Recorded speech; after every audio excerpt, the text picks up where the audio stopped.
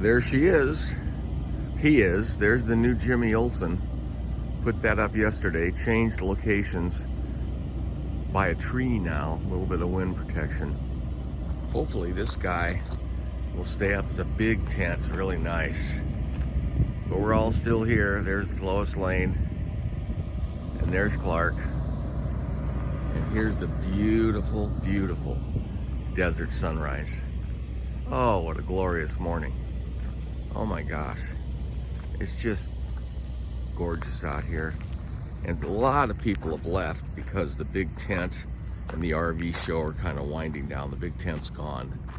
So it's just so much more open. There's a few rigs around, a few people. These guys over here have been here since we have.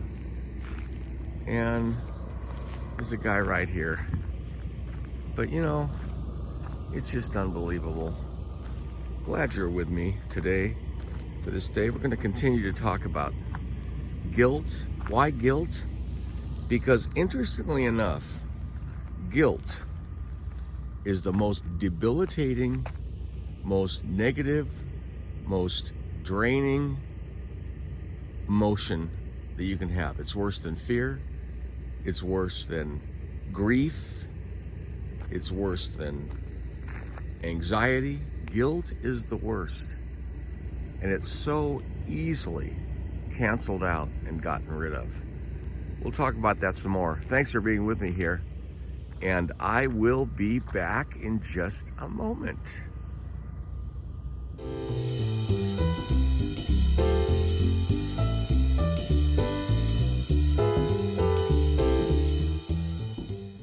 All right.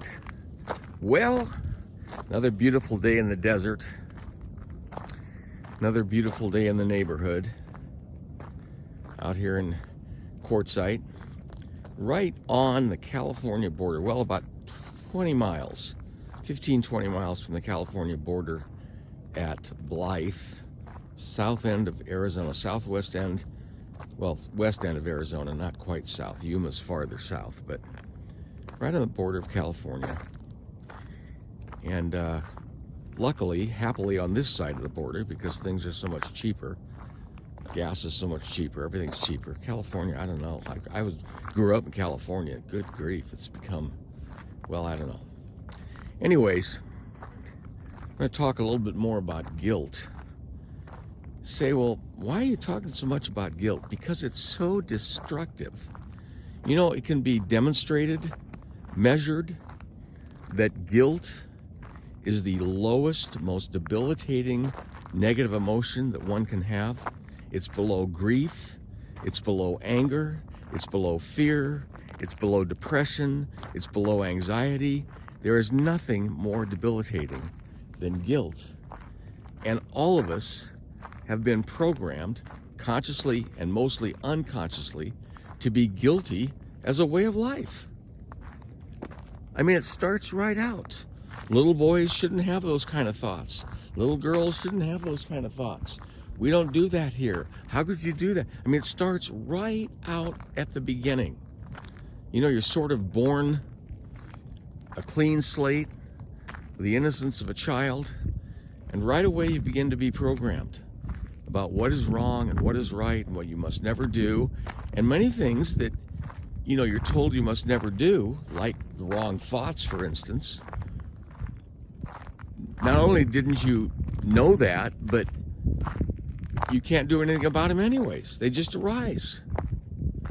And then all that's reinforced through teachers and through counselors and through pastors and priests, all enforcing all along that guilt is something you just need to always realize and always live with and always be aware of.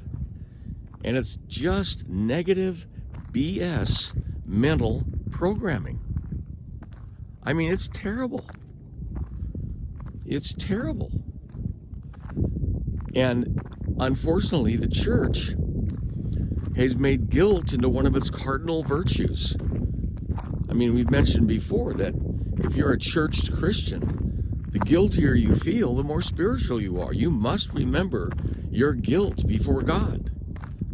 And so God, who is said to be loving out of one side of the preacher's mouth, is said to be dangerous and always ready to swat you down if you misbehave or don't believe right.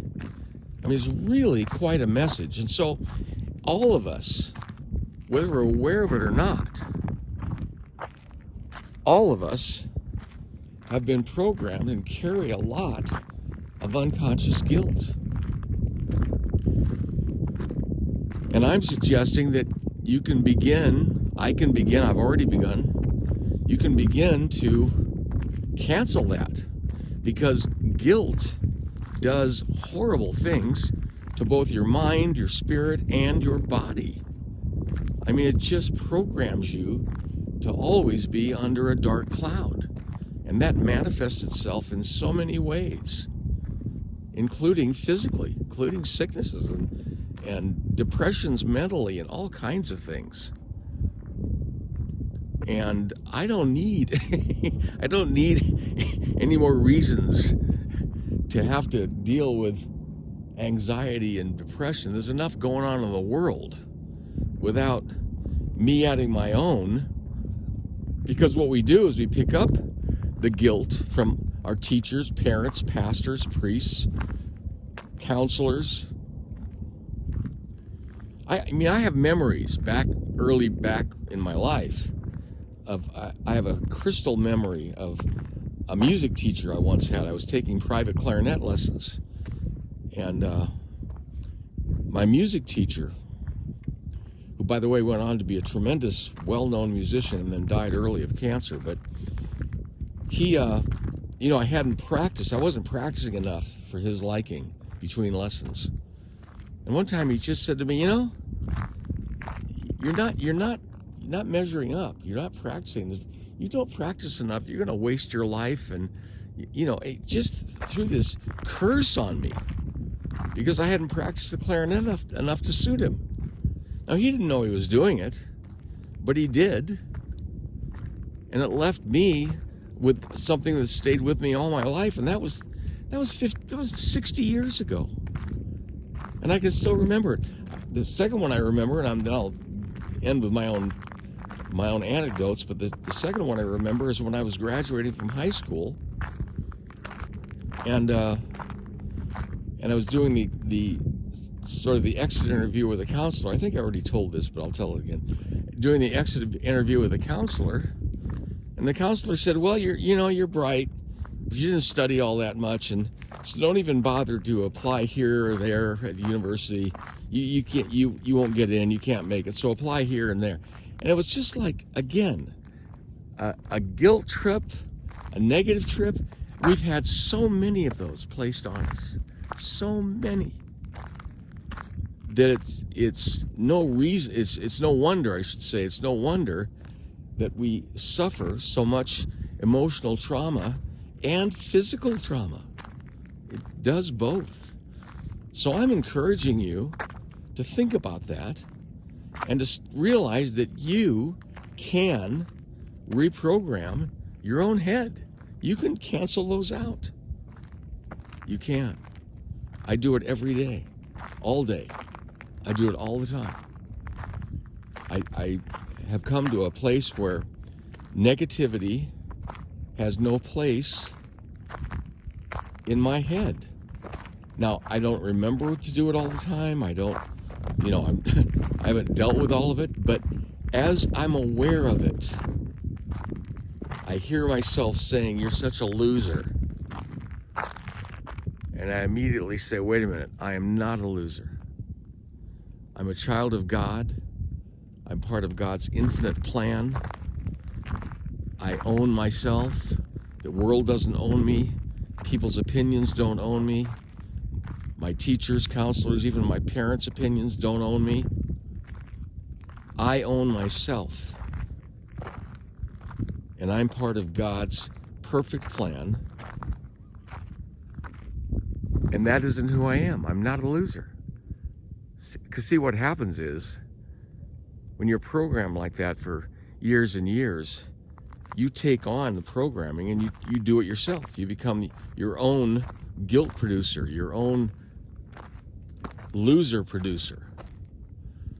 I can't do this, I can't do that. And every time that I'm aware of it, not every time, but every time I'm aware of it, and I'm becoming aware of it more and more and more, every time I'm aware of it, I cancel it. I replace that thought. I cancel that thought as not being true. And I replace it with the truth that I am a child of God and that I was born in the image and likeness of God, still bear that image, and that God did not come, Jesus did not come to pronounce a gospel of guilt.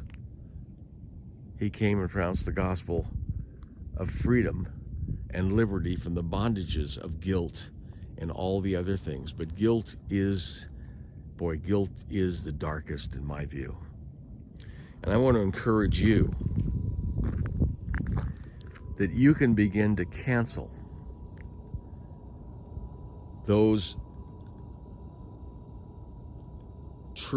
untruths, those gamey lies that come up in your own head that say you're this or that you're not. Because you're not who anybody has ever said you are. You're not what anybody says you are now. You're not even who you, in your guilty condition, say you are. The truth is, you are a child of God, born in His image and likeness, and you are the recipient of a message of freedom and liberty and joy and acceptance that Jesus brought with the gospel. He never said that we had to feel guilty. He never said that we had to in any way earn anything. He never said that we had to first, tell Him how horrible we are. The church did all that. That's the church's gospel. It's not the gospel of Jesus. And if you're going to have a gospel, then make sure it's the real gospel. The gospel of Jesus Christ, and not the gospel of somebody's guilty pleasure, so to speak. I'll have more to say about this. Meanwhile, thanks for being with me. Have a great day. Out here in the desert, I wish you were with me. It's awesome out here. It's so beautiful. It's so wonderful and so cheap to live out here. You could have a minivan, put a sleeping bag in the back, come out here and live for next to nothing out here. Hey, I'll be with you next time. All the best to you. God bless you. And remember, you're not what those negative voices say you are. You're the perfect child of God. See you next time.